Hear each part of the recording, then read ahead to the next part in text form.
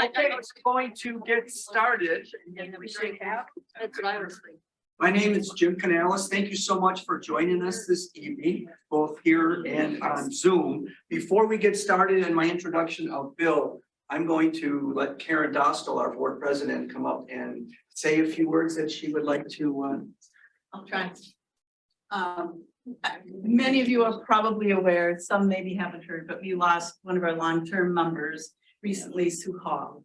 And I just want to take a moment. She was here for every one of our programs. She dressed up, she greeted everyone. She had the biggest, most friendly smile. And she did so much for Alas, both her and her husband, Ken Hall, for decades. And in addition, she was very involved with the Friends of Mead. And Ken started the Sparks Running Club here in Stevens Point. We still run the Fall Family Festival for kids at the Mead and families, and she always helped out with that junior Audubon. She just did so very, very much. And when I reflect on my friend Sue and the way she lived her life, I just see her as a person who truly was an example of leading a good life. And so let's just take a moment to remember Sue Hall. In addition, and make things a little fun to start off, John has a drawing. I think most of you have signed up. If not, go back. We have a little raffle going. You can win a free book, Jewels of Nature. So John, come on up and tell them what's going on. Well, I got a couple people throwing their name in, so. Yeah, okay. If you didn't get in there, you still got time. I'll bring the bucket up for you. Okay, but a couple other things, over this summer and the following year, I've agreed to plan some programs, travel for Audubon members. And these are all by choice. And then for every Audubon member who goes on one of the trips, we donate to the Audubon Society.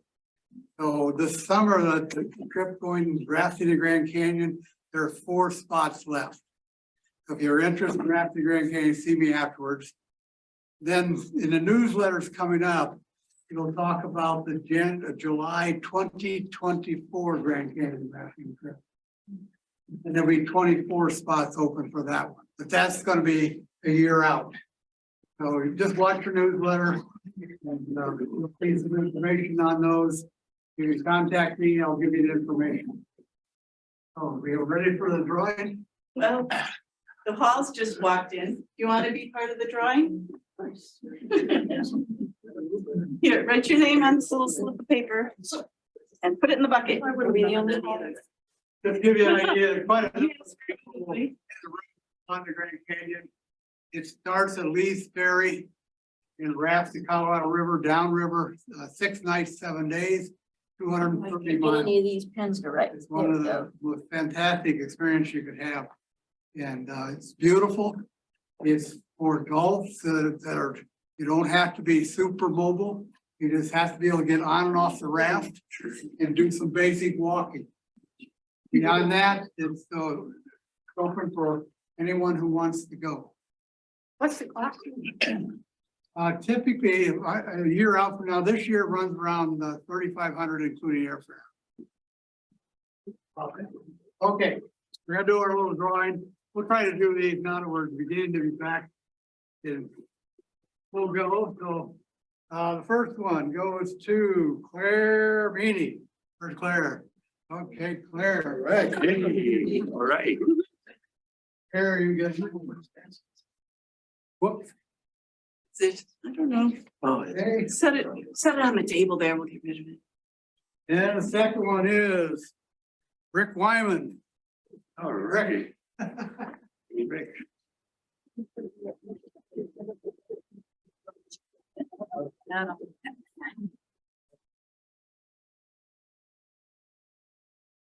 Third one goes to Carol Kopolowski. All right, Carol. Doing a quick drawing. Carol, you get the bird brain teeth. Let me see. The last one goes to Ann Graham. Thank you. And I don't even have one. But he has family too. I do The have- books are by Alan Haney. They're the local 90-some birds we see in this area. And we did a book a number of years ago. So we're doing some door prizes. So enjoy your books and sit back and enjoy the program. Okay, go ahead. All right, John, thank you. Karen, thank you very much. Again, welcome and thank you for joining us this evening. We're very fortunate to have Bill Volkert with us. Bill was the naturalist and wildlife educator for the Wisconsin Department of Natural Resources at Horicon Marsh for 27 years, where he conducted more than 3,700 education programs for over 220,000 people. So we'll add our group on, Bill, to your number here. He has also traveled all over the world in his personal time. And his travels have taken him throughout Central and South America, Canadian Arctic, Africa, India, Southeast Asia, Borneo, Australia. And he told me he's going back to Australia soon. Just got back. He's been watching and studying birds for over 40 years. And in his travels, he has cited nearly 4,000 species.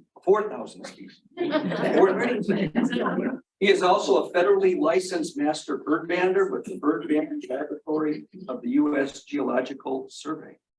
Tonight, he will take us around the globe to see over 1,000 species of birds. Bill Volkert, thank you.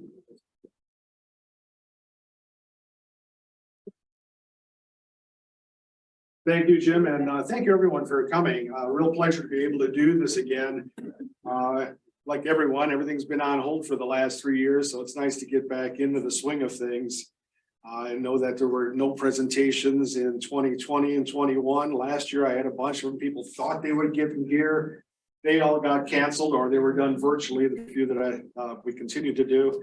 So this is one of the first ones back in, doing an in-person presentation. So nice to do that. Also, as Jim mentioned, I just got back from traveling in Australia, and that also was my first trip in 3 years. Everything has been on hold.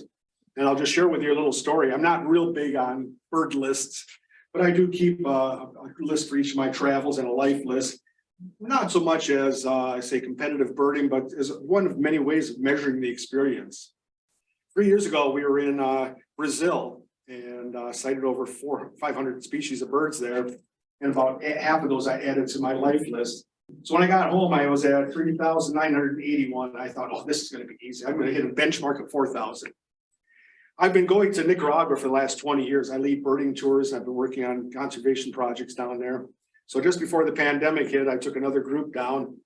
I haven't been there so many times, I found one. No tours for 2 years. This past February, we took 2 groups. So we're starting back up again. Found one.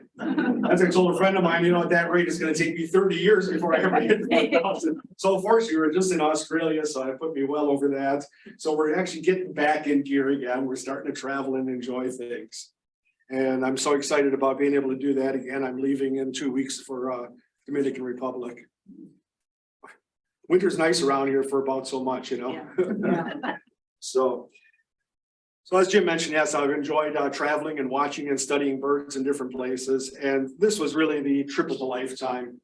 And I refer to it as a journey of 1,000 lifers because it literally was 1,000 birds that I'd never seen before. And this was shortly after I retired, and we'd always talked about doing this. And with it, we decided to put together a 7.5-month trip around the world to try to get to as many places we've never seen before, some good, rich sites in terms of their scenery, natural history, and certainly as bird life. And with that, we were on the road for that whole long time. And this is the sort of summation or culmination of that whole experience. So I'm glad to be able to share it with you tonight. So I say, journey of 1,000 lifers. So we get the lights off the screen here, that would be great. And we'll take you a little bit on the journey. We got the light switch. Lights. Yeah, I'll brighten up the pictures a little bit. Got them before. Try the perimeter lights. There. Something's going wrong way. No, try to get you. Keep flipping them, we'll get there. There we go. Okay, so real briefly, the trip, we went Chicago to London, then down to South Africa. We first went over to Madagascar, then did a 9-week tour around Southern Africa, 6 countries there. Over to India, we hit both the southern and northern part of India, then into Nepal. From there, we traveled down to Thailand, across Cambodia, Vietnam, down to Malaysia, covered part of the peninsula, and finished up in Borneo. From there, back to Kuala Lumpur, flew from there to Singapore, Singapore to Hong Kong and back home again. So that was the whole travel from September 7th to April 23rd. So in our travels, it was 233 days. We cited a total of 1,328 species. 1,025 of those were totally new for us. 124 mammals, and took 35,000 pictures. And you're fortunate, I took a few of them out tonight. Our air travels, as you can see here, 37,000 miles and 23 flights. We rented cars, we had buses and drivers and trains, which was all in India. 12 different kinds of boats, from dugout canoes to cruises for some birding. And different modes of travel included zebu cars, you'll see that in a bit, elephant, bicycle, scooter, motorbike, bicycle rickshaw, motorbike rickshaw, tuk-tuks, and of course a lot of hiking in between. What's a tuk-tuk? Those are those little carts with the roof over it that they run in India in most part. Also places in Central America run them, but most are made either in Italy or in India. 104 nights in hotels and lodges and B&Bs, and we camped for 20 nights, which was all in Southern Africa. So we landed in Johannesburg, and we were personally greeted by Nelson Mandela, which was really kind of him. We had a couple of days to get over the jet lag, and they only had a flight twice a week to Madagascar, so a little bit of time to get our feet on the ground. And we flew then from Johannesburg to the capital, Antananarivo. And from there, I'd made arrangements. We first went to the east into the wet forest for a week's time to do some birding. And we had a car and driver, it took us there. And we spent most of our time in the vicinity of the national park, Andasibe Mantadia, which is very accessible and pretty good showcase for a sample of birds. We also took a drive into some nice forest remnants. It was really nice to get into a large stand like this, but we had to get up at 3:30 in the morning, and in total darkness. It was one heck of a Jeep ride. I nearly lost a few of our, myself or the other passenger in the meantime. And of course, what's nice about a place like Madagascar is that it's a home of so many endemic, both birds, plants, and animals. And we found several different species of lemurs, including the brown lemur, golden sifaka, and the indri. These were among several of them that we came across. And of course, it's endemic birds, which included the Madagascar drongo and Chabert's vanga. Kind of nice to be able to be a millionaire for a change. Yeah, I like to live it up. You know, we stayed for 5 nights. Room and board cost me $2.5 million. So, you know, if the currency exchange rate is right, anybody can be a millionaire. So this was our first week, was in that wet forest to get a good feel for that part of the country, which is mostly the eastern half. Then for the next half, we flew to the far southwest, and this is a little town of Tulier. And from there, I got a driver take us up to a reserve, a little remnant of the what they call spiny forest. And this is home of the baobab trees. And there are 8 species of baobabs or baobabs in the world. 1 is in Australia, 1 in Africa, and the other 6 are all in Madagascar. So these very unusual, what people refer to as upside down trees. So my wife and I posed a little bit here for on our travels. We were very lucky to get all 3 of these guys as our guides. And this was really quite fortunate because this was just before the rainy season, which is when the breeding season starts, which also meant that all of the big birding tour companies in the world have booked these guys for the next 12 weeks. They are that well known. The whole thing was really started with the fellow right next to me, Musa. And these were just really traditional skills that the birders started to latch onto. Then on the far right, his brother started joining him, and nephew.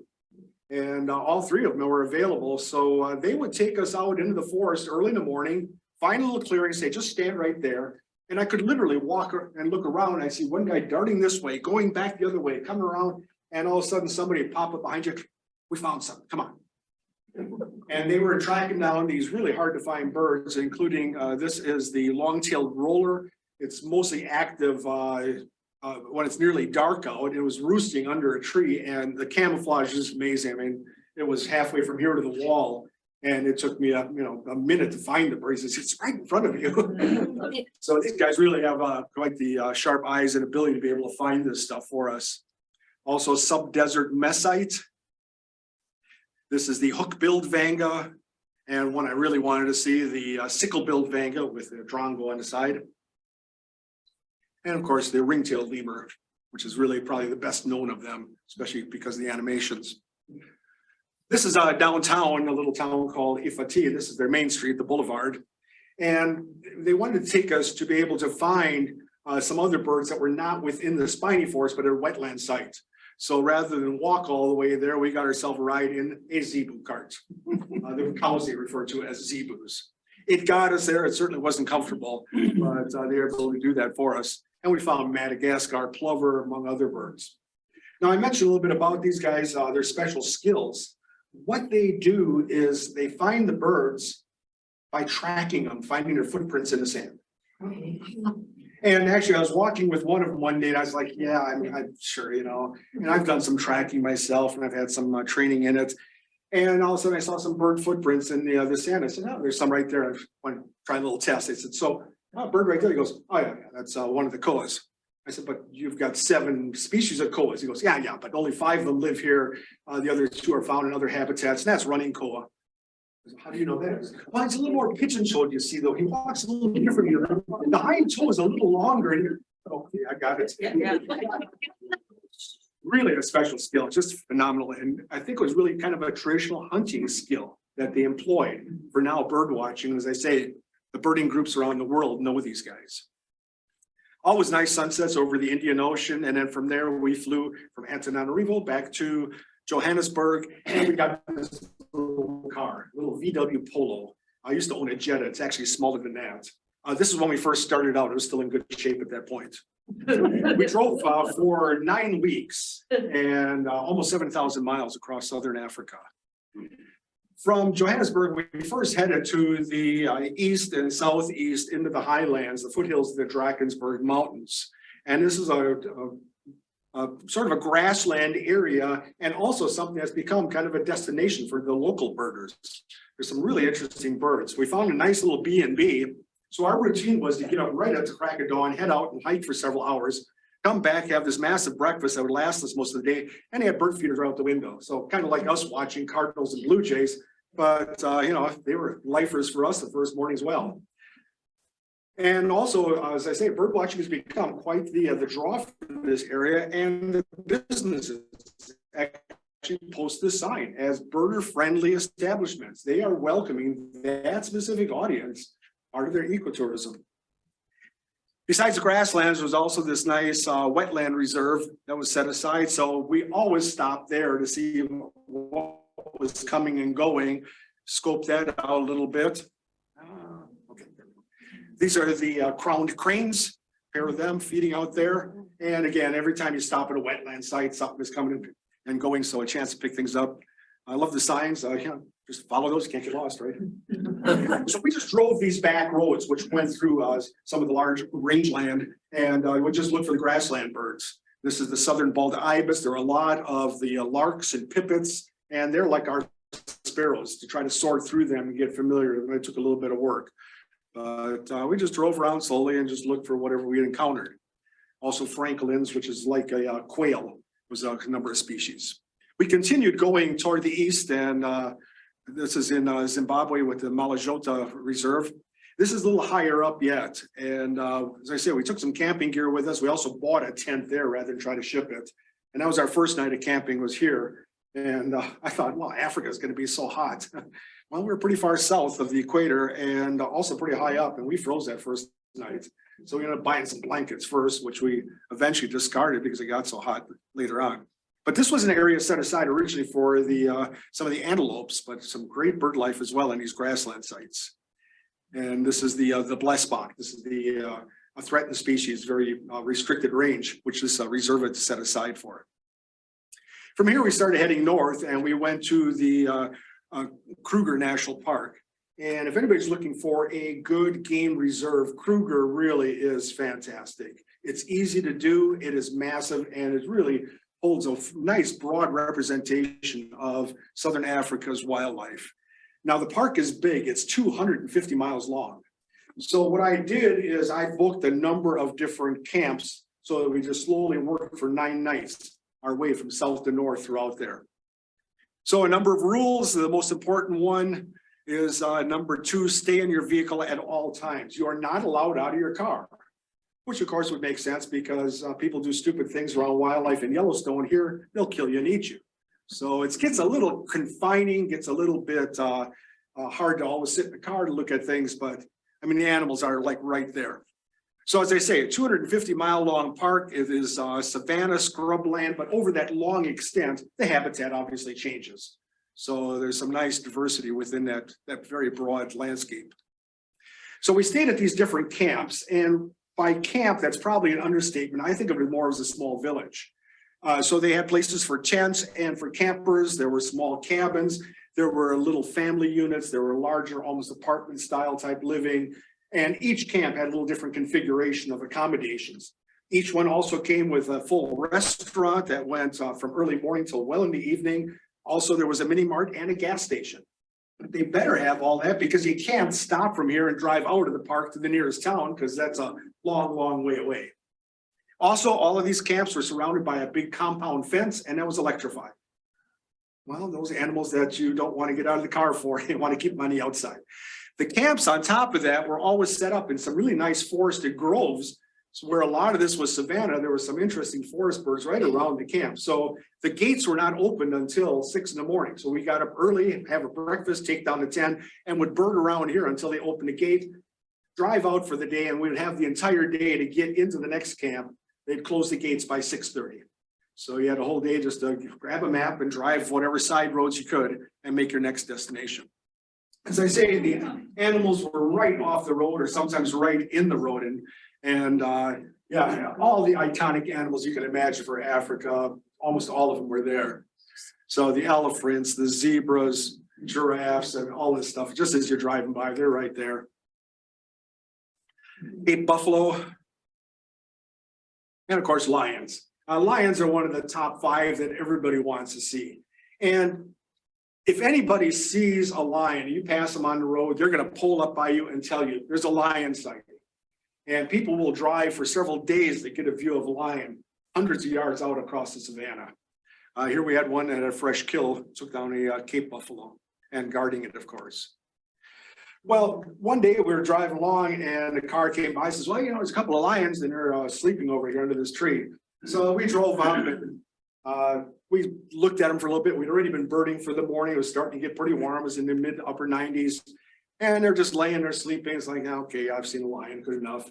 Took a few pictures, and then we went down the road and we parked under this large tree and it was a dead end road. So we rolled down the windows, we parked in the shade, and we decided to have our lunch.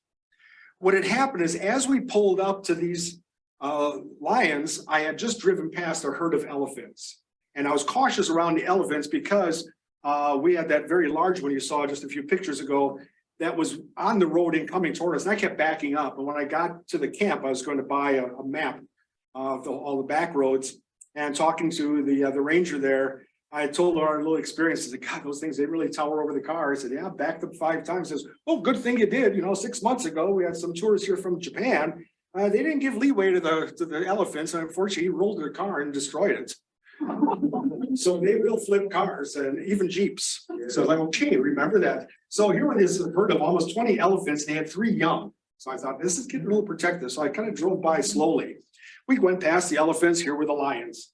Got my pictures down to the end of the road, having our lunch. And all of a sudden I hear this trumpeting of elephants behind us. It's like, geez, that sounds like it's really close. And I turned around and here's this lion charging toward the car. And if you can imagine that's a classical Tarzan film. I mean, I could see the mane of this thing as it's coming. And it's like, holy cow, that was exactly my expression, but it's like there's a lion charging, and all of a sudden I realized windows are open, so we cranked them up. Like I said, people will drive to see a lion hundreds of yards away. This is right out the window of the car. He stood within barely 15 feet of the car, walked right past us. Couple of pictures, we're sitting there going, you cannot top this. I mean, can you possibly beat this? I literally just sat back in the car, kind of relaxed. I looked in the rear view mirror and this is what I saw. The reason that the elephants trumpeted was because they came across the lions. They had the young, so they chased them out. They went scrambling in different directions. All of a sudden I had this herd of 18 elephants coming up the road. I'm on a dead end road with a 30-foot drop into a dry riverbed, and there's only one lane out and you're looking at it. So now I'm thinking, they'll roll cars if they get nervous. I literally stopped shooting pictures after this. I had the matriarch of the herd so close, I looked out the rear window, all I could see were her knees and trunk. My wife whispered to me, should we put our seatbelts on? I said, you can, I don't know what good it's gonna do. I can't do anything.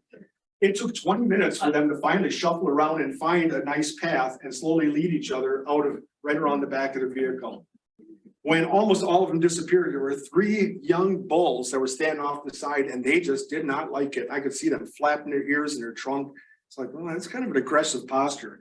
So it's like, okay, everybody be cool, don't move. I started the engine, I slowly just crept around and they went around the backside, but it was nerve-wracking. God. But the car survived. There's a little elephant toy. And there's our tent. So yeah, we just kept working our way up through the park. As I said, every day, just get up in the morning, do a little birding around camp and just drive all day and make your destination to the next camp. Just see what you encounter. Gray-headed kingfisher, and a lot of the kingfishers in the world are upland feeders. They're not all just after fish. A lot of them go after large insects and lizards. This is the yellow-billed hornbill, kind of a counterpart to South America's toucans. The brown snake eagle.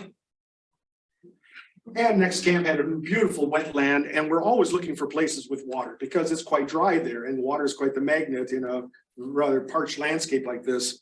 And so we were always looking for the water holes, as they called them. And this was always a real attraction for things like the saddle-billed stork, yellow-billed stork, and a lot of other birds that were coming in there either to fish or just drink. Did those water holes dry up? Some of them will, yes. Others are relatively permanent, and that becomes really critical during that dry season. Here, ostrich with its young being sheltered underneath, and a couple of them looking for that one and only bush out there. This is what temperature is in the low hundreds by midday, late morning already. After Kruger, we continued traveling north. We crossed from South Africa into Zimbabwe, and we stopped at Matobo National Park. This was set aside for both its unique geology, these big rock outcroppings, and its ancient rock art. Here, a rather faint image, giraffe. They figure that one's at least 30,000 years old. So people have been inhabiting this land for an extremely long period of time and left a little bit of their mark. But of course, it also was a home to some good wildlife.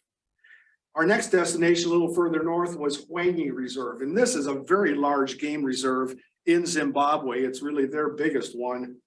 The problem though was this was during the Mugabe years. And if you're familiar with President Mugabe, he basically took all the money in the country and pocketed most of it. A lot of that was coming from diamonds. And with that, he bankrupted the country. It got so bad, they had the highest inflation rate ever recorded in the world. $1 was the equivalency of 4 quintillion of their currency. It was so worthless, they finally had to go on to dollars so they had anything. The problem is that they dealt in dollars, but of course I didn't take cash with me. I was waiting to use the ATMs, which didn't work. And when I tried to use a charge card, they would tell me, well, it's not working today. About the third time I heard that, I finally told somebody, don't even give me that. That thing hasn't worked in 6 months. So unfortunately, we were running out of money and we had to cut short our time in Zimbabwe. But we saw some of the highlights anyhow. We drove around the reserve here for 2 days and a nice big game drive around and a little bit of a sunset scene here of the elephants in the afternoon. The next destination was right up to the northern border, and that's Victoria Falls. And Victoria Falls is one of the 3 great waterfalls in the world. This was on their interpretive sign. they basically measured them by the height, width, and the volume of water. And if you take a look, Niagara Falls, of the three big ones, has the greatest volume. Iguazu Falls is certainly the broadest, being over 2 miles wide. And that one is right on the Brazil-Argentine border. And then, of course, here, Victoria Falls. And I'm happy to say that I have now seen 2 of the 3 biggest waterfalls in the world. Guess which one I haven't seen? Niagara. It's like, it'll be there. I can always go. I have never made a trip. Maybe I'll have to, huh? Now, they have their wet and dry season. We were there in the dry season, so it's not a full curtain of water all the way across. But it is certainly very dramatic. They say sometimes in the really wet season, so much water is thundering over into there, you can't even see the bottom because of all the foam or the mist of it. But either way, it's spectacular no matter what time of year. So it really was quite a sight. The other thing that impressed me is there were a little sign that would say Danger Cliff, 350-foot drop. That's it. I mean, we were in the United States, we have a fence there and everything else. Here it's, oh, we told you it's a cliff. Don't try to sue us. You're the idiot who fell. You know, you went too close. You know, here we're going to try to blame the national park for putting a cliff there, and that's, you know, not there. Dr. Livingston, we all would presume, no doubt. First Westerner to see Victoria Falls, a little memorial to him. And among some of the interesting birds, this is the purple roller with a big old locust, and white-browed scrub robin. We also took a sunset cruise on the Zambezi River. This is above the waterfall, and that was really nice for the end of the day. Just sit back and enjoy a little bit of the scenery and a couple of the scenes of small crocodile. The skimmers were there, and some other interesting birds flying by. A nice way to wind up a day after hiking around. As I said, we were running out of money, so this is right along the border between Zambia to the north and Botswana to the west. We ended up having to cross the border just because of, you know, there was no more money left. My charge card worked once, and I was like, can we just like put everything on this? The next day, of course, it wouldn't take it. I got money one time out of an ATM. Every other time I tried it, and I didn't want to try it too many times in a row, so the bank didn't cancel it out. And I would get a message that your institution has declined your request. I don't think it's my institution, I'm sorry. As soon as I hit Botswana, it was like a, you know, like hitting a casino, you know, put it in, the money just comes pouring right out. We did 2 drives here.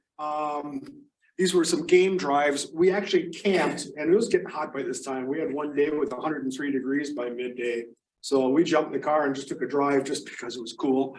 But we saved our money for the game drives. One was by the vehicle here, Safari. Unfortunately, most of the people just go to see the big game animals. So we went by a number of flocks of birds. It's like, I wish we could have stopped. But I will say we were rewarded with the best sighting of leopard.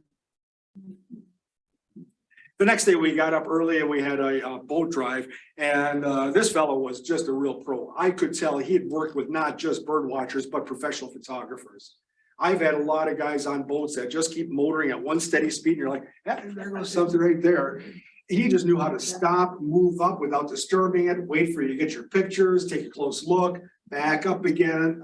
He was just top notch. So these are the big marabou storks, picking the very last of an old Cape buffalo, the African skimmer, African open-billed stork, their little African black rail, and the biggest crocodile I've ever seen.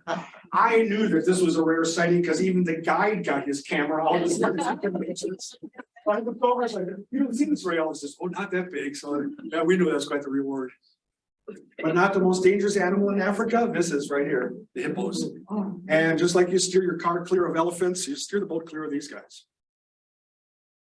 So from here, we hit the road and we started heading south across Botswana, across the big flats. And our destination was the Nada Sanctuary. And this is a large grassland area with some seasonal lakes.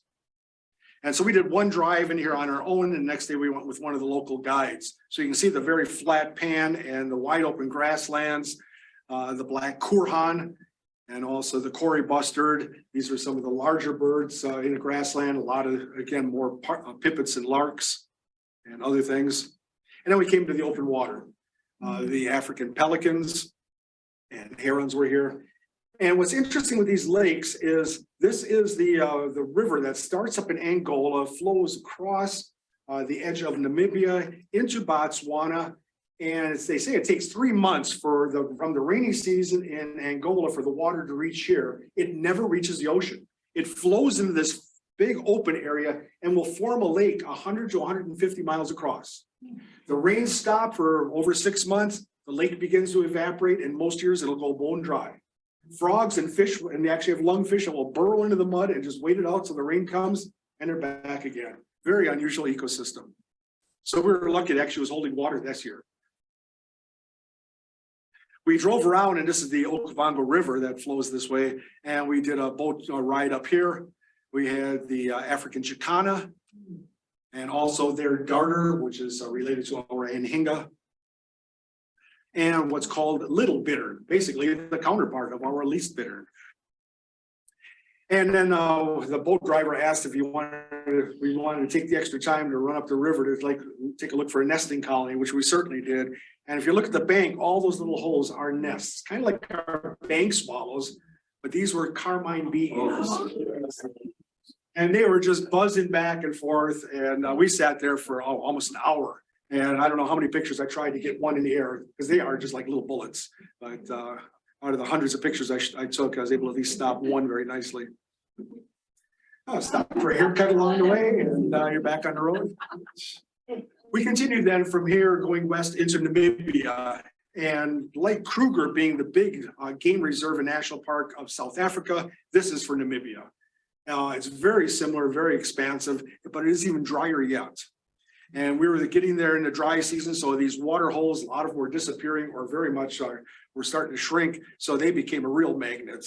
First one we went to, there were 17 zebras or giraffes there. So it was amazing, just this menagerie, this concentration of wildlife around there. And every single water hole, that's all we did was just drive water hole to water hole and just take a look. They all had a little different assemblage of wildlife. So here we see the springbok, elephants, impalas. Everybody stops, gets a drink early in the morning, and they head out for grazing. Or find any shade you can. We also came across one more lion pride here, and this was an even dozen of them were just laying out there, and they were fat. They had just made a kill overnight, so they were resting for the day and right off the edge of a dirt road. So that was kind of a nice way to finish up another day. So now we started heading south across Namibia, heading toward the coast. Turned out to be a long drive, and we hadn't even had this on our itinerary, but we just happened to look around and saw there was another park. So we decided to camp here for the evening, and a very unique place. It had this reddish sandstone, and when the sun went down, it just glowed deep red. It was really spectacular. And also we were within 50 miles of the ocean, so a little bit of fog came in and cool air on one of the first cool days we had in several weeks. We then drove across the Namib Desert, which is the western edge of the Kalahari. It is actually a separate desert because it's a different ecosystem. It's even drier yet than the Kalahari. Some areas were so dry and so barren, it looked like one big sandbox. But yet it is unique, a home to some interesting plant life, including this one called Welwitschia. It's found nowhere else in the world except in the Namib Desert, and it spends most of its life being completely dormant, just waiting for a little bit of rain. And then it'll start to put on a little growth and occasionally flower. You see the ring of rocks is they don't want you to step inside that. These are protected plants because they're widely scattered. There aren't that many, and they're very delicate. This plant is estimated to be well over 2,000 years old. Just waiting for the next rain. We finally made it right to the coast, and very nice, cool climate. This was a little town called Swakopmund, and Namibia used to be a German colony. And interestingly, a lot of people still spoke German here.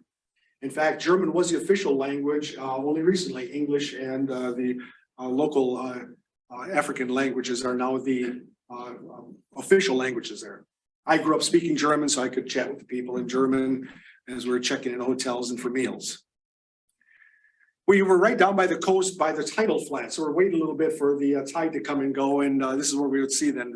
These are the avocets, and in the background, the flamingos. These are both the lesser flamingos and greater flamingos.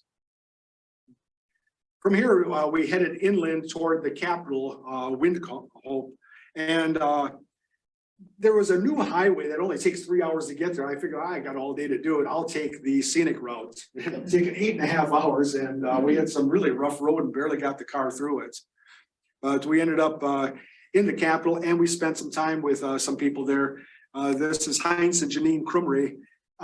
He is from Germany and ended up in Namibia. She is was born in Namibia, but is of German descent. And he's very big in the German society, what they refer to as Rheinische Verein, which is the Rhine Society. And it's among German people all over the world. And when they came to the United States, they visited into Milwaukee, and my folks were active in the group. So that's how they knew them and hooked us up with them. So they put us up for 2 nights, gave us a chance to go over a couple of things, do our laundry and regroup and double check our itinerary for our travels from there. So very nice hosts. So we continued then heading through Namibia. Now here are the ostrich crossings. And we ended up at Fish Creek Canyon, which is considered the 2nd largest canyon in the world, formed just like Grand Canyon, not as deep and certainly not the colorful bedrock, but the same geological history. And from there, we took the back roads. I hope you don't have car trouble out there.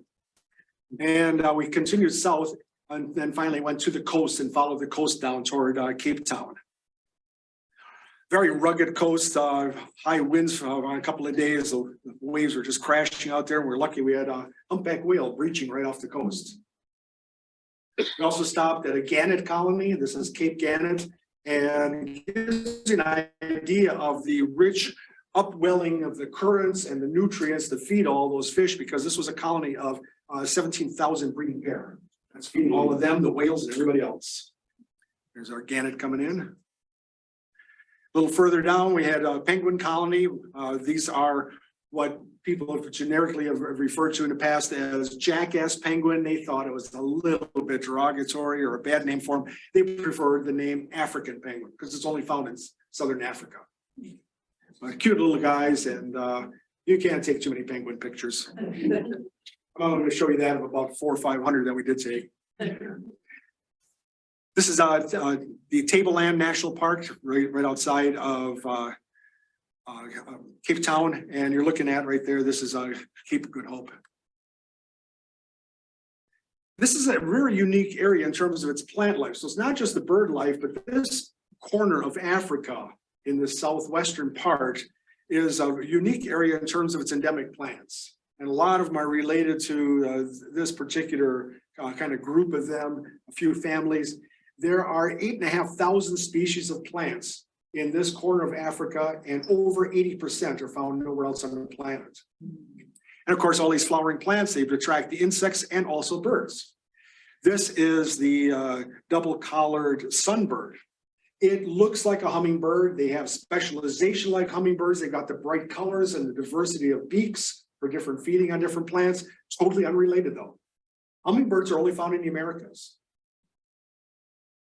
And then as you get into Africa and Asia is where you're going to find the sunbirds. So in other words, a complete ecological counterpart. They do the exact same thing. They look like it. They feed like that, but they are basically unrelated. The only difference between the two is sunbirds can't hover.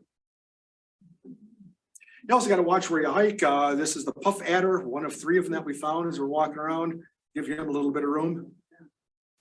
And also the Verreaux's eagle. We were very fortunate. I read in the book that we had for bird finding in southern Africa that there was a quarry that was abandoned. And these eagles were nesting there. And as we're looking around, a car pulled up and the guy said, "Oh, looking for the eagles." Says, "You know, I've been monitoring this flock right here, these nesting pairs for 28 years. Said, "Oh, come on with me." And so he took us personal tour, took us up on the cliffs, and these guys were circling in the wind. And every time they made a lap, I just kept taking pictures. Very nice, very accommodating. We continued then from Cape Town along the southern coast, about halfway along here before making our way to back to Johannesburg. And they refer to this as the garden route. And if anybody's looking for a good drive, there are so many national parks and reserves all along this whole southern coast. Very scenic and very nice area with some very rich wildlife. It's a beautiful drive. Just have to get used to left side driving. We finally made it to Port Elizabeth. We went out on a whale watch here, and these are the right whales, mother and calf. And then we hit a couple of reserves going north back to Johannesburg. Connie hiking around here. And yes, the dung beetles do have the right of way. This was the B&B that we started at. We came back around to there, and then from there we made our way over to India. And India, it was really quite the different world, where yes, both South Africa and India had its British influence. They didn't seem to leave as much of a footprint in this much more ancient culture of India, and it really was a different world. We came into Mumbai and then went south to Goa, and this is right on the coast. And Goa is really a big beach scene. Kind of like the Caribbean is for Americans and the Riviera for the Europeans. This is a big winter getaway for Russians. And all of the restaurants and hotels, they was written in Hindi, English, and Russian. Of course, we went there for bird watching. And we're very lucky. We found this couple. It was Swedish bird watchers, and they'd already hired the one and only good guide in the area. So we went along with them, and he took us to some hot spots. Scoped out these little wet areas for just a great variety of waterfowl and water birds. He also made the arrangement for a boat tour early in the morning on a river. We had 6 species of kingfishers just on this one tour. Very nice, including common kingfisher sitting on one of the fishing boats. From here, we headed inland, and this is part of the Ghat Mountains. And if you can picture India to the southern part comes to a point like a triangle, there's actually a range of mountains on each side, the eastern and western Ghat Mountains. And especially the western Ghats are somewhat isolated, far distant from certainly the Himalayas, that has a great variety of endemic birds. So this is becoming quite a hot spot for birders. And we spent 3 days at a place called Backwoods Camp. And it turned out it was 3 Indian bird watchers who pooled their money, bought the land, and just started a lodge here. And it hosts bird watchers and bird photographers. That's their clientele. The routine was you got up before sunrise. You had a quick snack in the morning, a little coffee, tea, and something to eat to get you started. Hiked for 2.5, 3 hours, came back for breakfast, went out and hiked, came back for lunch, took a rest for 1.5 hours, went back out till dark. And then even in the evening, we went out again looking for nightjars. This is the Sri Lanka frogmouth, and somewhat related to the nightjars, a cousin species anyways. From here, we flew inland and we went to Bangalore. And Bangalore, the only way I could really see the country going down the Ghat Mountains, the sites I wanted to go was to drive myself. And yes, I did drive a car in India, over 1,000 miles. We tried to take a picture of the traffic in India. You can't even capture it on film. You cannot. Everything is a traffic jam for one, and there are no rules. So as I tell people, I've done left side driving, right side driving, and what I call freestyle driving. Our first stop was the Mudamalai Tiger Reserve. This was a great spot. There were peacock, the wild ones were walking around, and also Asian elephants. This was some of our worst accommodations. That was it. It sure looked nice on their website. Oh, well. And the kitchen, well, that's it there with the dirt floor. The one thing we thought is, I just hope we don't get sick here. Well, we didn't. Not there. 2 other places I ended up getting food poisoning in India, but from something else. The next place we went to was really an upgrade. Beautiful little cabin, and they had just a top-notch bird guide.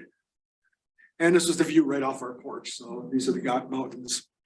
This was our guide and my personal guru also. This is Raj Kundar, and very enthusiastic, like a lot of the guides that I had. He just wanted to show you birds, share them with you, and make sure that you had a good experience. So he was really working for it. Found all kinds of things, including the Indian pitta, which was a real secretive bird. We then got in our car and started driving up the mountains, and yeah, you got to watch when you stop, because the little rhesus monkeys like to get on right away. So you drive with the windows open, but before you come to a stop, you better roll them up. This guy was trying to get in the car, and he's scoping everything out. And I don't know what it would be like to have a monkey in your car, but I don't want to even try. A little further south, we got into the tea country. Everybody knows Darjeeling in the north. This is down by Munnar, another tea country. A lot of the land had been converted for different crops, especially tea, but they did set aside a reserve, including the Periyar Tiger Reserve. This is becoming a new destination for a limited number of birding groups that are just starting to find this. And unfortunately, I did not find a guide here. And we missed some things. We did some hiking around. We could not find somebody who really could show us around. It was a little bit of a disappointment because I knew there was some really good stuff that we just did not encounter, but I can't find them all.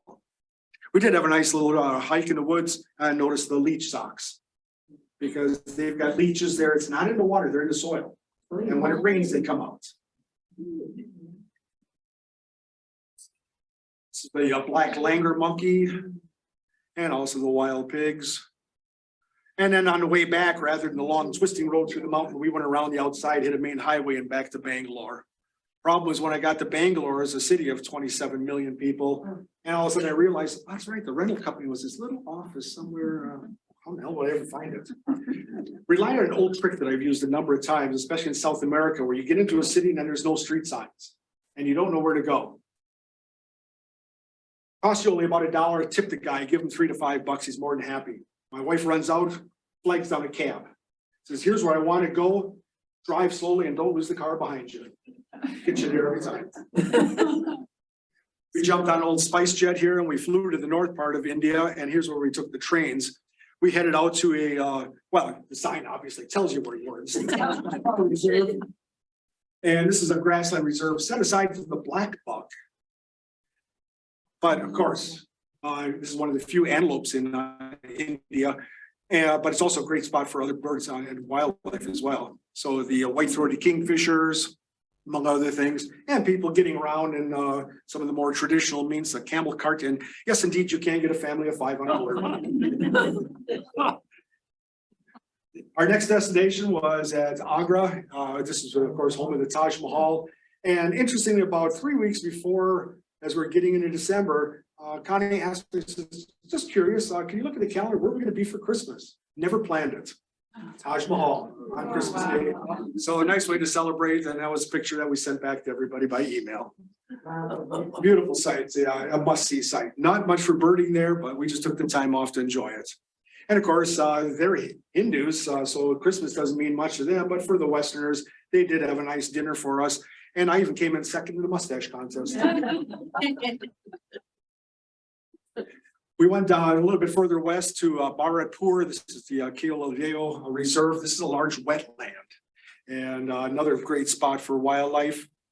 Here you get around by bicycle rickshaw and just hire a driver and somebody who knows some birds. Anybody who's got binoculars, they'll take you around. And then we linked up with another guide. The fellow from Backwoods Camp recommended this particular fella and called him Mahat Singh. And he took us around for 2 days and just knocked himself out to show us some great birds. The white-breasted water hen, rose-ringed parakeet, parakeet, and even the little scops owls, which were roosting here on a farmhouse. This is painted spur fowl. And a bird I really wanted to see, this is the bar-headed goose, highest flying bird in the world. I had read about this for years and I really wanted to see them. They nest in Siberia, they winter in north central India. Twice a year, they fly over the Himalayas and commonly are up at 25 to 30,000 feet. So they can get planes. They get up there.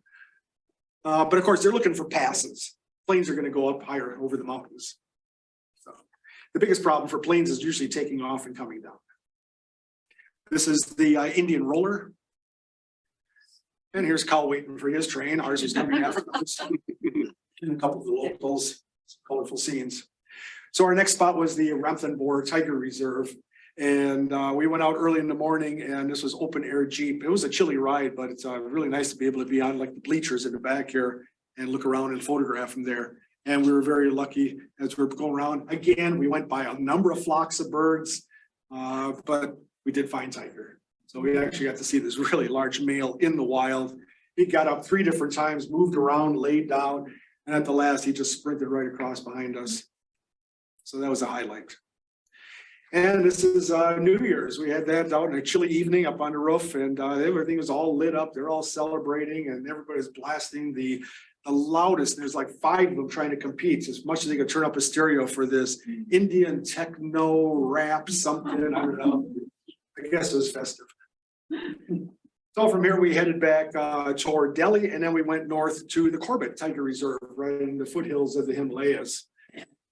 And we made arrangements here with a driver to take us to the reserve. This was 25 miles of dirt road back into the reserve, place called Decala. And we're lucky to have only one staff ornithologist. And he says, oh, I'm just looking for a bird watcher. Great, glad you show up. Everybody comes just to see tigers. I said, no, we already saw that. In fact, at one point he even stopped. He says, oh, you know, there's cars parked down there. They're waiting for tigers. I said, if I see another one, fine. If not, it can't be what we just saw. So let's go find some birds. So we had this to ourselves as open air. You're looking right over the top of the Jeep in a full 360 view for viewing and photography. And of course, there again, you can't get out of the Jeep.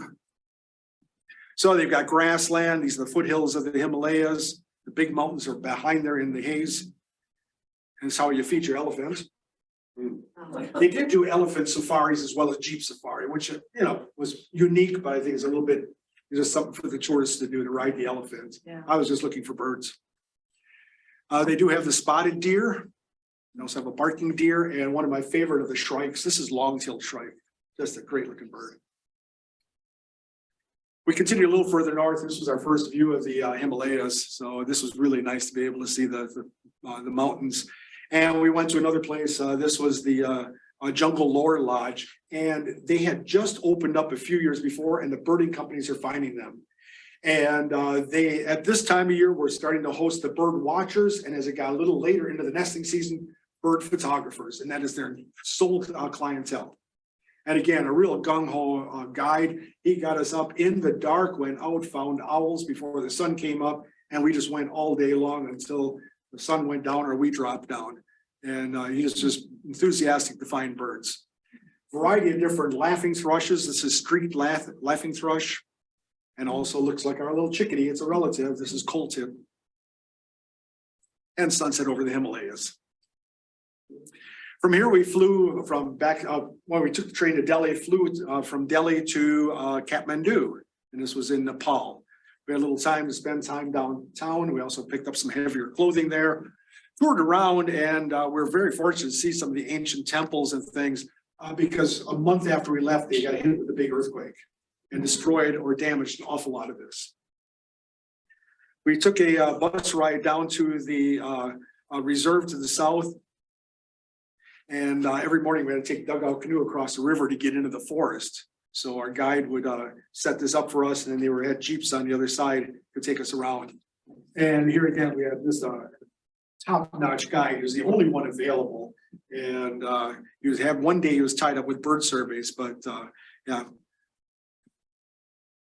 This is Tika, our guide, and he just loved sharing birds with and showing things.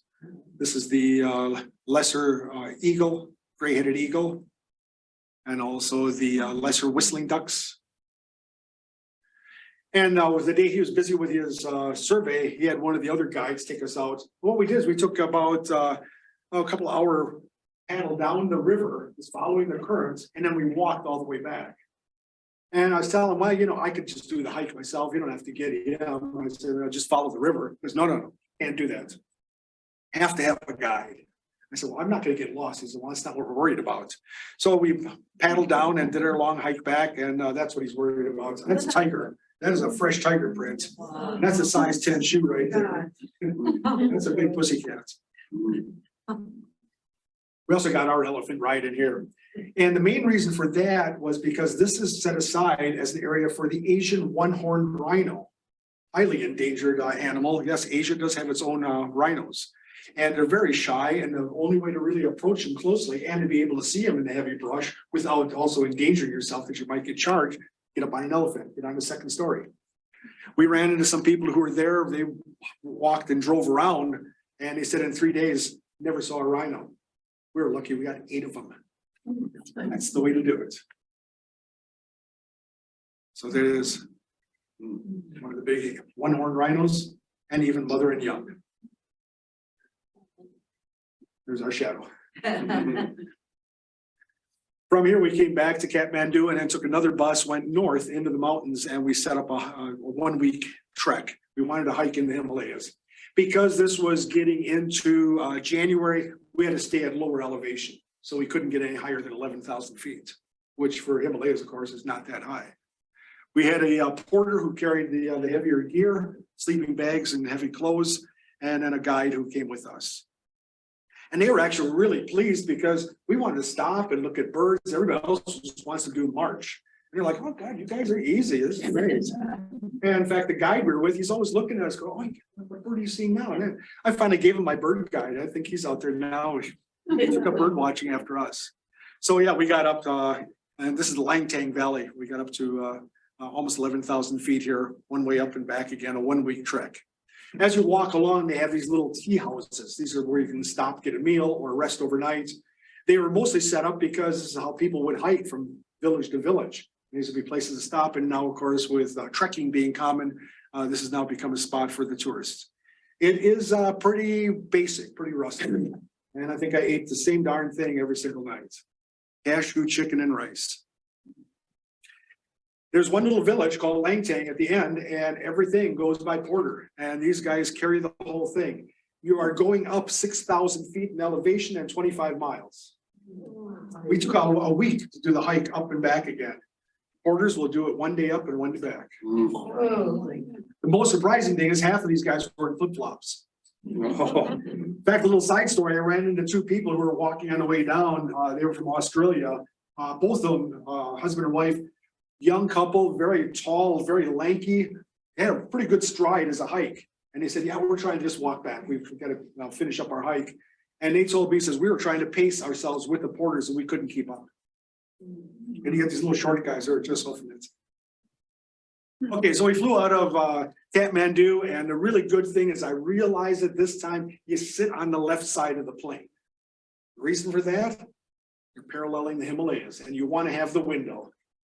So this is our view, and for 45 minutes we had the Himalayas right out the window, and really cool right there, Everest. So we flew to Bangkok, and here we met a friend. We made arrangements for 3 weeks to travel with our friend John Kelly. And the nice thing about that was I had taken camping gear and an extra suitcase on an international flight to Africa. When we finished that whole trip, we didn't need camping gear anymore. I sold the tent, I gave away a cooler and some blankets and things. And then I took the suitcase, packed some books, maps, and souvenirs in there and shipped it home. Then we took everything else with us. And before I left Kathmandu, I went to a big department store and I bought another suitcase. I had some heavier clothes that I bought, some more souvenirs and stuff, all these books and maps I didn't need anymore. So at the end of this segment of the trip, my friend John shows up. It's like, here, you take that suitcase home for me. And he brought all my maps and books for the last part of the trip. So I didn't have to lug that around for 6 months. So that was really nice, light and load. And we enjoyed the trip together with them. This is just north of Bangkok, one of the old temples, Ayutthaya. And then our destination was a couple of the national parks. Khao Yai, which is about 2 hours north of Bangkok. Now, a couple of great birds here. This is the pied starling. And I keep asking, you know, there's an awful lot of cool starlings out there, and they gave us the ugly one. Why? This is the Asian open-billed stork. And one of the langur monkeys. Can you spare a dime? We then came around to the south, and this is Chiang Kretchen, another place well recognized for its hornbills and for the drongo. And they had bird feeders. Now for bird feeders, you don't put out sunflower seed, they just take rotten bananas, put them out and let the hornbills come in and pick at them. And also the laughing thrushes came in. That was the pied hornbill. This is the great hornbill. And the best monkey. This is a black langur monkey. That was my favorite. They also told us that they had a little water hole that they made arrangement for us to go to. And now water hole, I was thinking of what we had in Africa, like a little lake. This was a bird bath. So they had a blind there. And I was like, I'm kidding, that's the water hole. Okay. So we sat there in the heat and it was dry enough. It was a magnet. Things were coming and going. This guy came out twice. I had never even heard of this animal before. It's one of the smallest antelopes in the world called chevrotain. Little guy, barely the size of a chihuahua. And we had the laughing thrushes come in, greater. This is greater necklace laughing thrush, lesser laughing thrush, and even green magpie, which was really a knockout. From here, we then came back to Bangkok. We flew up to the north into the highlands at Chiang Mai. And we visited 2 national parks here. This is Doi Infanon, and as you get up to the top, there's a nice boardwalk through the bog. Chestnut-tailed Minla, Gould's sunbird, spectacular sunbird, and a number of other birds. And then the other one was Doi Ang Kong, which is also the home of the National Garden. So it kind of reminds me of some of the big city parks where you've got it nicely flowered garden and trees, and then all the forest around it. It's actually not that developed except right within the park itself. But like any good city park, there's some good birding right there. And we met the ornithologist there, and he said, I'm sorry, I wish I'd known you guys were coming because I'm busy. He said, but I'll direct you a few birds. There was a nuthatch I was nesting in the trees. We were watching that one here. This is chestnut vented nuthatch. And he said, well, right behind the buildings, you can go to the blind. He says, there's always some good birds by the blind. And blind, I was thinking of a nice, little building in that. That's what they gave us. Couple of flower pots turned upside down, which probably made sure you didn't sit there for more than about 1 hour before your butt got sore. And that's all it was, just a piece of cloth and a couple holes cut in. You wouldn't believe what came in though. It's unbelievable. It's, the birds. Looks like our robin, doesn't that? Yeah. Obviously. And this is the black-breasted thrush. So some of the things actually look quite familiar. Cousin species is what we have here. And things, of course, unrelated. This is silver-cheeked Messia. And the pitta. This is the rusty-naped pitta.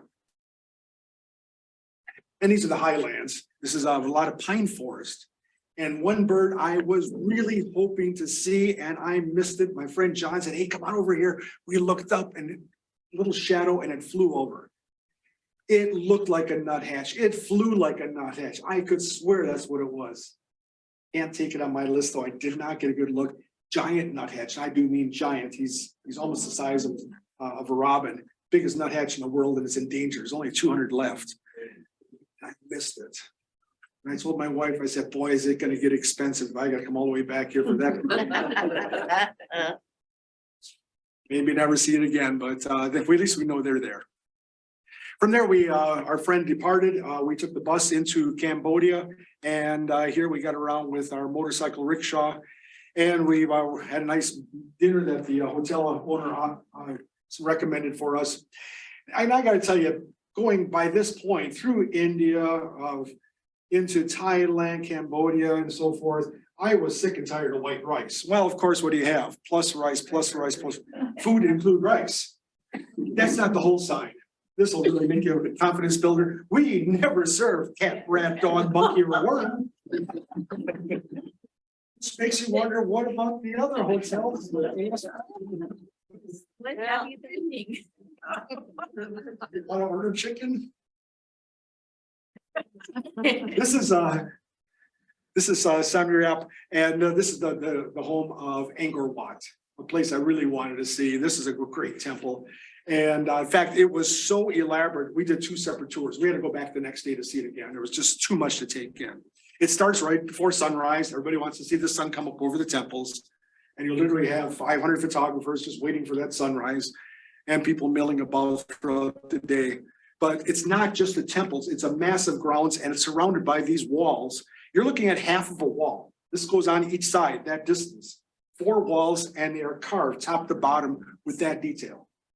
Every pillar, every wall, everything was carved in sandstone to an incredibly elaborate degree. That's why I had to go back again. It was more than you could take in. It was really quite the sight.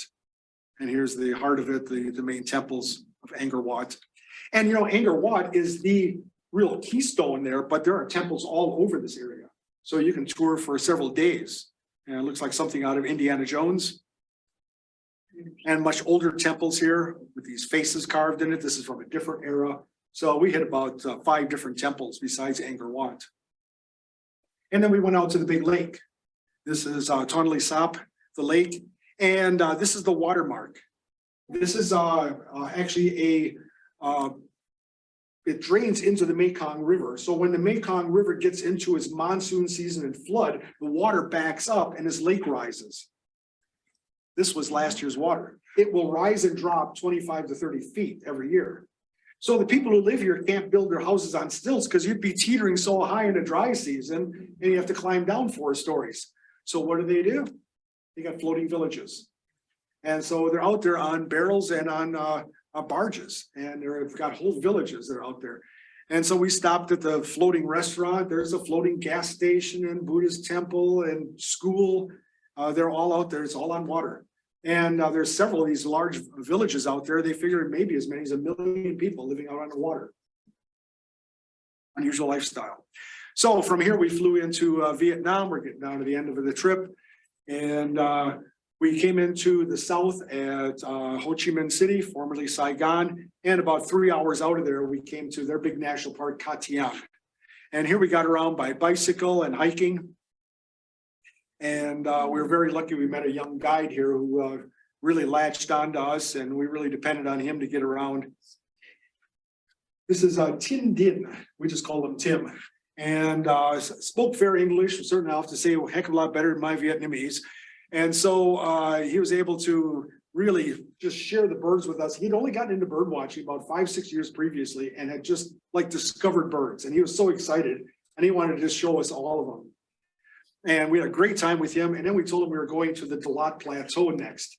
And he said, oh, Dalat. He says, you know, I've only been there once and very briefly. He says, you know, that's a high area of endemic birds. I said, yeah, I know. That's why I want to go there. He goes, oh, I would love to see that again. He says, you know, I don't want to butt in on your vacation, but if you pay for my meals, I can get a room free usually as a guide, and I can translate and get cabs and do all of this. I can be your guide and I can go bird watching with you guys. So it worked out great for both of us. So yeah, we came along for this next part of the journey. Did a little hike up to the top of this mountain, Lang Bang Mountain. And this is a black-browed barbet, one of the forest birds, and also the green cachoa. So lots of really cool birds in this portion. And then we left him behind and flew from there all the way up to Hanoi. And this is getting into the rainforest. And we went to Cuc Phuong Reserve. And we hiked around our own for several days. Had a little bit of rain here and fog coming and going. And then they made a special arrangement to find a bird guide for us. We told him we were looking for somebody. He says, oh, we know guy. So we brought him up. His name Bay. And again, just like a lot of the guides we met, top notch, very knowledgeable. And he even took us to a special place up here. He says, you know, there are some birds that people have been studying here, and we've realized that they only live right by the limestone cliffs. They sing differently from the common relatives. These are the mountain babblers. And he said they just have considered now splitting this. It's just been accepted. It's a split. You got a whole new species here. So we had the limestone mountain babbler and limestone warbler. So this guy was just right on, you know, the knowledge of things that you might miss. And he's like, no, I'm going to tell you about this stuff. So we have fun to be with him. Then back to Hanoi and out to Hai Phong. And then we took a little boat trip, made little arrangements to go past these very iconic limestone islands. People out there fishing and a nice little scenic tour just to be able to enjoy that for the day. Back to Hanoi with its topiaries and the median strip. And then from here, we flew to Kuala Lumpur. So we did a little bit on the Malay Peninsula. Here's an entire mini mark on a motorbike. Right outside of Kuala Lumpur is a little reserve. This is the little area right along the coast. So you have forest and you also have some coastal area and mangroves. In fact, we got there in the afternoon. We're going to hike the next morning. And I said, so early in the morning, when do you open it? He goes, oh, it's always open. You can show up as early as you want. Oh, okay. Well, we're just going to hike now and probably be out, you know, late afternoon. He goes, okay, that's fine, but just be out before dark. You just told me it's open all the time. He goes, oh yeah, it is. Just that's when the snakes come out. We also have water monitor lizards, like a little dinosaur. This guy's big. He's 6 feet. That's without the tail. We also hit Taman Negara National Park. This is a lowland rainforest and very hot, but also hot for birds. Incredibly elaborate boardwalks that went on for miles and miles. And we had 2 species of pittas, which are usually very secretive. This is the brown hooded and also blue winged pitta. The sad thing though is they set aside a park of 1 million acres, which is really commendable, but they seem to be of the philosophy that everything else is open for harvest. And we stood on the roadside with a local birder, and we were waiting as the sun went down to watch the hornbills fly in from roost. Every 10 to 15 minutes, a truck like this went by with old growth forest. It was really quite a sad scene. And this was ancient rainforest. Here's what they've got when they're done with it. And what are they doing? Palm oil. And there's palm oil, yeah, your cooking oil and your cookies and everything else. But then again, I had to remind myself, look what we did in Nebraska. You know. We had one more stop, which was in the highlands. This was really nice relief. This was up a little bit more into the mountains, Bukit Fraser. And this is a more of a cloud forest. Some great birds, including their little pied flycatcher, which is an old world flycatcher, not related to ours. And also spider hunter, which is related to the sunbirds. And then our last stop, a quick one here at Borneo. So we flew into Kota Kinabalu. We made a little stop out on the islands just offshore, found 2 endemic birds there. And then we hit an island area. This is Kinabalu Park. And we hiked here in the rainforest. Considered to be the oldest rainforest in the world. And we had the local ornithologist who guided us for 2 days and took us around for hikes here in this old forest area. Tiniest bird I've ever seen outside of hummingbirds. This is a little stubtail, Bornean stubtail. And also Whitehead's trogon, old world trogon. And we also hit in the lowlands, Sepalak. And this was a place that had some the best towers and canopy walks I've ever seen. These were spiral staircases that went up 75 to 90 feet. There were different towers around, and they're connected by catwalks that were 40 feet high. So every morning our routine was get up just before sunrise, grab breakfast, go up there and wait for 2 hours for the sun to come up and watch the birds, and then go hiking through the catwalks and then go on the trails down in the forest. So we did that circuit several days in a row. And one morning we were the only ones out and we had orangutan coming right down. This is one of the little monarchs related to the flycatcher, old world flycatcher, and broadbill. This is the red and black broadbill and black and yellow broadbill. And then also the red bearded bee eater, very unusual bee eater. And the last stop, we came down to the Kinabatangan River. This was all by boat. And another top-notch guide again, who took us out during the day and even at night out in the river. And great stuff. I didn't even know these existed. Borneo had a pygmy elephant, which is kind of the opposite of jumbo shrimp, right? So a small elephant, but that's it. Those are full size with a young one there, juvenile. And another one I wanted to see besides orangutan, proboscis monkey, one of my very favorites. So we finished up with that. We went back to Kuala Lumpur. So we flew out of here and we just went downtown and spent a little time to see the Petronas Towers. And after 3-4 months of straight eating nothing but white rice, I found a Chili's restaurant. Yeah, that was old beer was a nice way to finish up the trip. So that was our round the world trip. That was 7.5 months time to see as much as we could in all that time. Some great spots, great places, great birds. And I ended up with my motto being one life, one planet, and so many birds. Thank you.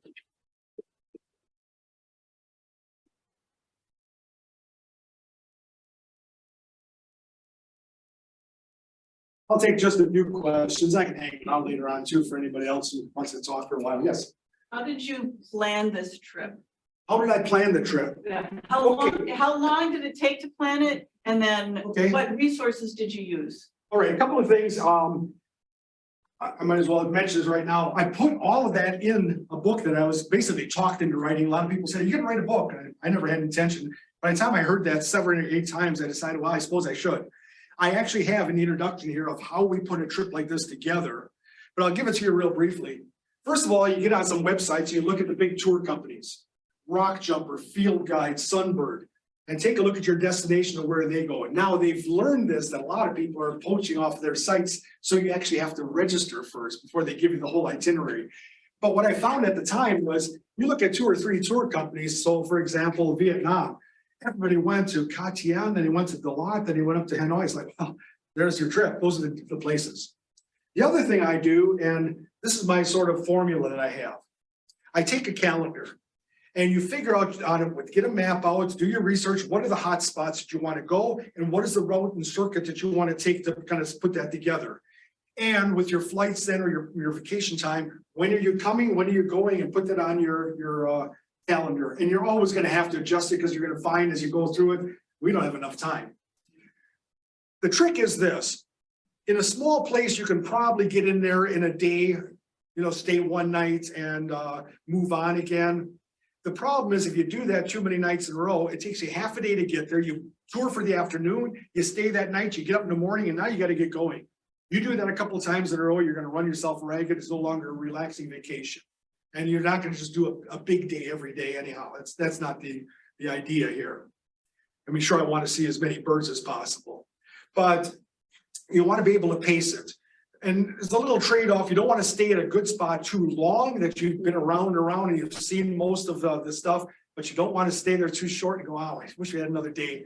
And you also have to remember, you know, it's all weather dependent. You have one lousy day in there, and you want to be able to have a fallback. A good spot, 3 for sure, and a really top-notch spot, 4 nights. Other places, 1 sometimes for a small one, otherwise 2 nights for sure. And then you just sit there with your calendar. And my little formula is this. First of all, you want to take a look at what's your destination. Where do you want to go? Then your accommodation, where you're going to stay. Your transportation, how do you get there? Your reservations, what do you need to do for your reservations? And then your, I mentioned transportation, your duration, how long you stay. So you want to be able to go through that, and one after another, just start putting it together. And I've done this for 1-month trips that we've taken over the years. It was basically a series of 1-month trips for these different countries, and just one by one. I spent about 6 months putting it together. And as we're getting ready to depart, I had not yet planned. Vietnam, I had part of it done, but I didn't have any reservations or arrangements. Malaysia, I had maps and brochures and information, but hadn't done anything. And same with Borneo, and we're hoping to do Sumatra, and realized we just don't have the time to do them both decently, so we had to write that off. Also Nepal, we wanted to get to Tibet. We had 3 weeks time, but trying to get from Nepal into what is China, they said the border crossing was difficult logistics. Sometimes you get hung up for days. So we just wrote that off and spent more time there. So you sometimes have to do a little bit of trade-off.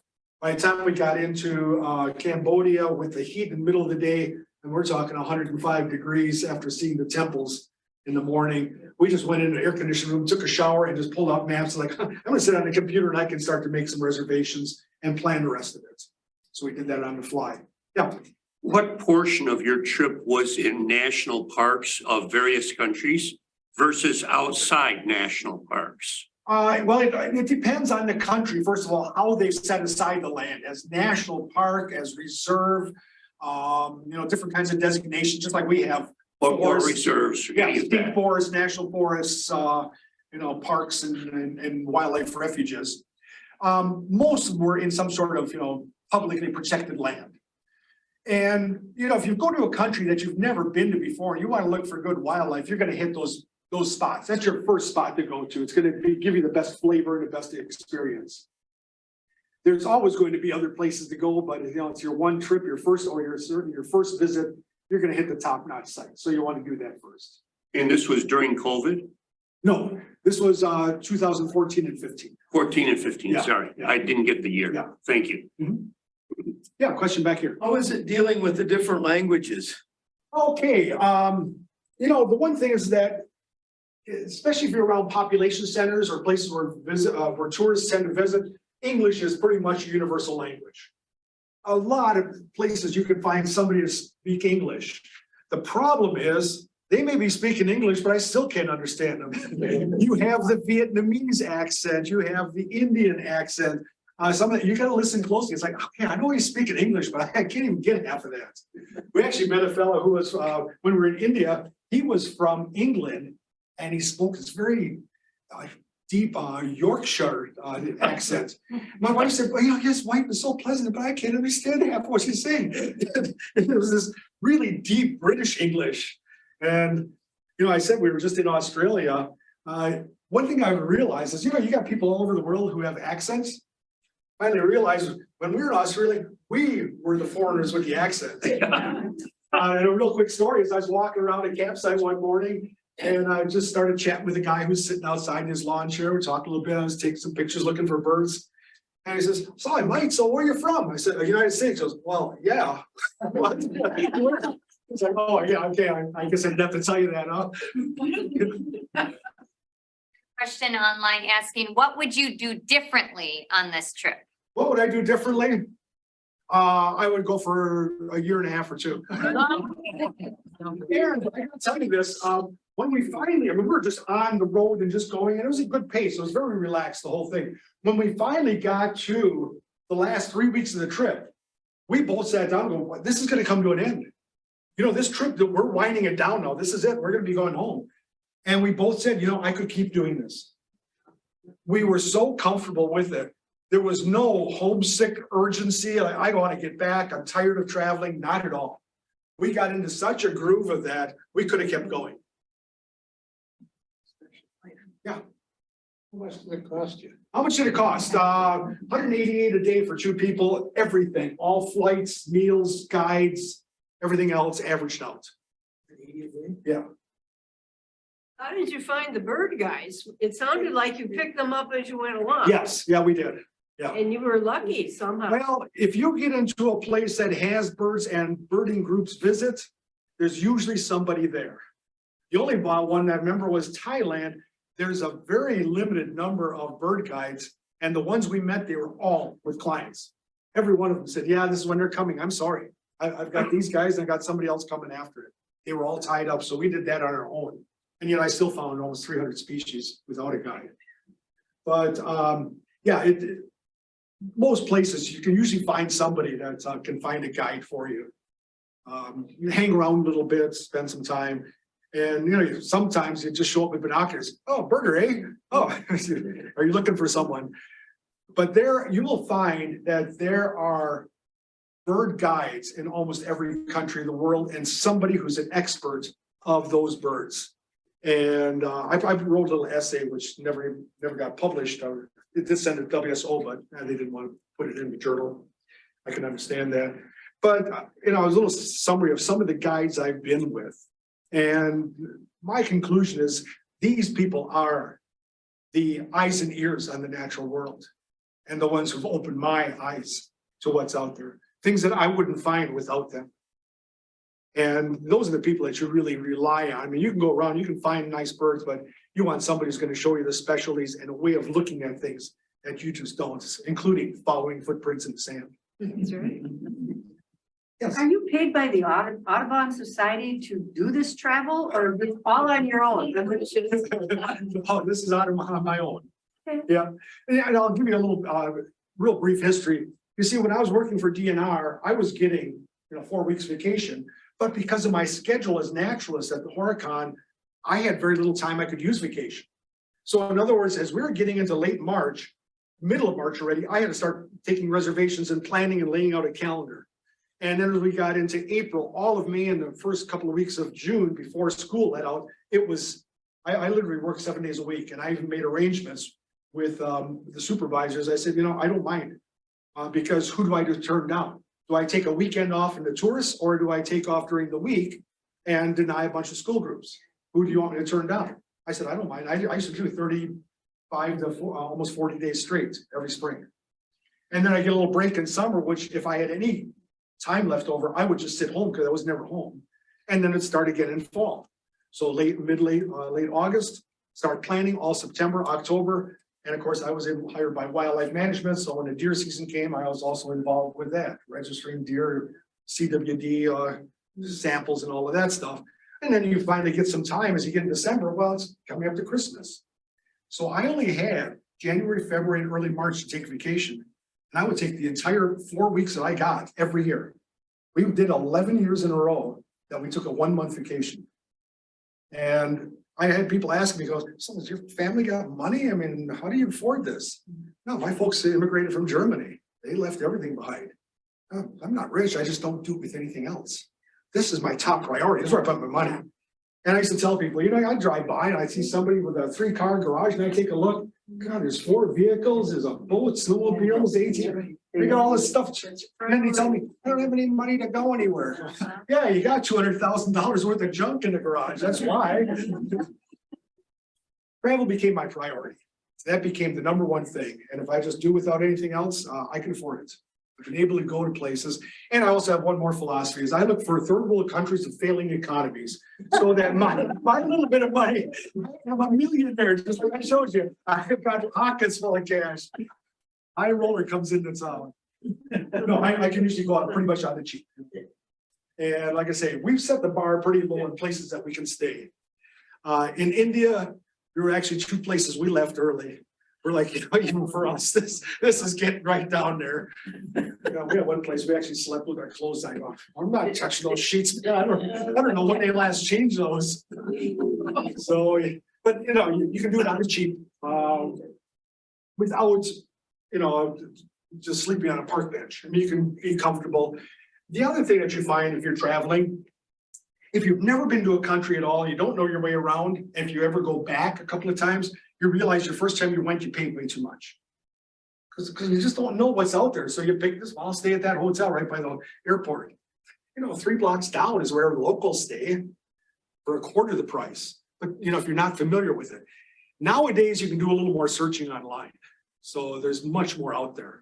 I was talking to a friend not too long ago. I said, when we first started planning tours, the only people who had websites were the big hotel chains because they needed a webmaster to actually design this stuff. Now, I mean, guys, I can find somebody's, a B&B in somebody's home in India, and you got pictures and reviews and all this stuff. It's all out there. You just got to spend time on a computer. Yeah. When do you recommend using a tour company versus planning a trip yourself? Okay, that's a trade-off. Do you go with a planned tour or do you go on your own? I've only been on 4 tours in my life. Well, 4 places for tours, and I've led them all. I don't do tours. And that's a personal choice. And I'll tell you why. It again goes back to my work. I was always with people all the time. I was the field trip leader. I was the instructor. When I finally had a vacation, I wanted to get away from people. I didn't want to be with a group. That's why I did it that way. So that was personal preference. And I've just, done that. But I can also tell you the drawback. I cannot tell you how many places all over the world that I have been lost in. I have been driving around in circles and have my wife run up and grab a cab, get me out of this city. That's the nice thing with a tour company. This guy, he knows where to go. He's been there and he'll get you there right away. I've been lost in so many places. So yeah, you've got those challenges and problems of just navigating, getting around. You don't speak the language, you got a little difficult time, and you may not always get to where you want to. The tour company, they take care of all of that for you. And I'll tell you, it's almost a common thing for us every time we plan a trip and I spend weeks at it. We'll look at each other and go, I can see why people just sign up for a tour. This is a lot of work. It does make it a lot easier. And if you're with a tour, you've got somebody else who's birding and knows the stuff and can show it to you. And you will find more birds with an experienced guide. The other drawback though is they cost more. You're gonna have to go where the group goes. There's not that flexibility. And then the other thing for me is if you've got a guide that's really busy with people, he's doing all the identifying and he's just watching the birds. And I've actually had people, there's a place in India. I knew this guy had the twitchers, the real hotshot checklisters from all over the world there, because I even had to tell him to slow down. I said, look, I want to see birds, but let's just slow the pace down. Because he would actually go, there it is. You see it? See it? Got it? Did you get a picture? Good, let's go. I mean, literally from bird to bird jumping. And, I want to show you 100 birds before the day's up. Like I said, dude, just take it easy. Yeah, I want to see all this stuff, but I don't need to run. I want an experience to actually, because I'll never see this bird again. I want to enjoy it. I want to see an image. I don't want you just to, there it is. I'll give you a name, put your check mark and let's run. And when I'm by myself, it forces me to study the birds. Another little thing, I've actually had the tour leaders and bird guides. I look at a bird and I'll quick thumb through the field guide to verify what it is I saw and to see if there are other close related ones that I know I saw this one, not something else. And I had someone go, well, I just told you what it is. What are you doing? Well, I'm not just checking them off. I'm studying them. I want to understand them. And so sometimes, you're just paying somebody else who's doing the bird watching for you. Yes, it makes it easy, but are you learning enough at your own pace too? There's trade-offs either way, and I'm not going to knock either one. It's different strokes and different ways of doing it. And like I said at the beginning, I'm not big on checklists and, bird lists and that. I know people who keep county lists and that. I just keep a backyard list in my travel and that's it. But there's many different ways to watch birds as there are birds in the world. And if you just enjoy birds, I'm not going to say anything negative about it. Everybody has their style. You know, it's just the wonder of birds and be able to enjoy at your own pace, your own way. And if, you know, if you've got a different way of doing it, good for you. Just get out there. That's the main thing. My question is, you've traveled many places. What do you see as the climate change issues? We have a very active group here in our community about climate change. And also, do they water the animals when it's super dry in Africa? They will go into some of these riverbeds and actually dig a little bit for the water where the river's flowing underground to try to find something for them. They've done a little bit of that, but I mean, you've got some big reserves out there. I don't, and I can't really speak for what they're really doing in all these places either. I don't have that kind of intimate knowledge. I guess, yeah, wherever I've been, you know, people are aware of climate changing and it's scary. I remember in Madagascar, there was a woman there, she was taking care of the little place we were staying. And, you know, here was somebody who was not well educated. I knew that. She was able to get enough money together to build a couple of places and then host people, and she was just happy to do that. And she said, yeah, you know, I came from the other part of the country. We never saw clouds for 6 months out of the year. It's not uncommon now, but I guess it's happening everywhere. It's like, well, yeah, you're aware of it. You're not denying it either. People are seeing it everywhere in a lot of different ways. And it's worrisome. The deforestation, I mean. Well, yeah. I'll put it this way. I see a lot of things out there that really cause me concern and really make me worry about the fate of birds and wildlife in wild places. I try to be an optimist in spite of it. I have to be. It would kill me if I were just to walk around and just, you know, see how sad everything is and, you know, think of a doom and gloom and, you know, I better see this quickly because it's not going to last. I keep having hope. I hope we're smart enough. I know we are, just we got to be able to do something. One last question.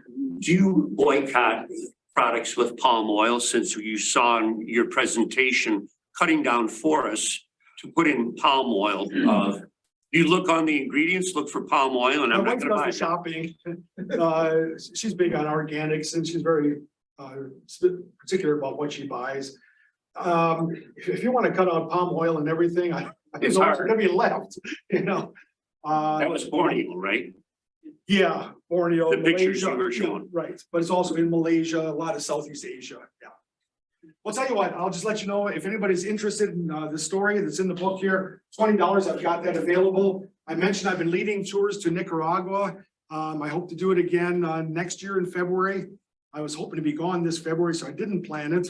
But I've got a book here, Where to Watch Birds in Nicaragua. If you have any interest, I'm giving these away. I published this several years ago. It's all still quite valid, except for some of the costs and things in there. That's getting outdated. I published it 9 years ago. If you have any interest or think you might want to join us or go on your own, just grab a copy of that. And then a friend of mine was importing pottery out of the little corner of Nicaragua. I helped him to make the connections as long as I was working down there. And I put together a book about the pottery tradition, $10 for that. So 10, 20 and free. Thanks so much, everybody, for coming.